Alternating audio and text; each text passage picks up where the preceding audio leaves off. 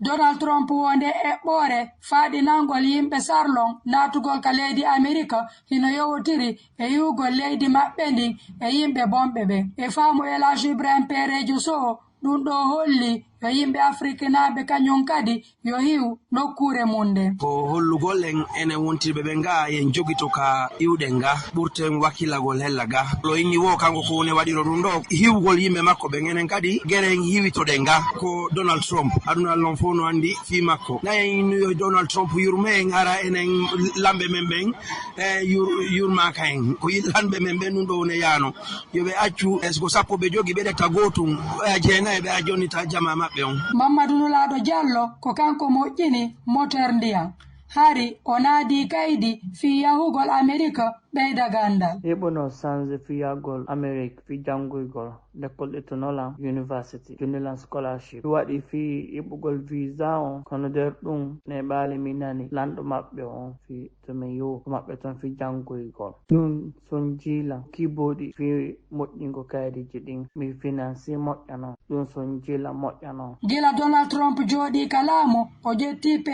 hewɗe haɗugol ko ɓuri leyɗe 15 natugol Amerika hay si tawi leyɗe goo ko sengo haɗira sarlon kañum ko cenɗe ɗen fof joni.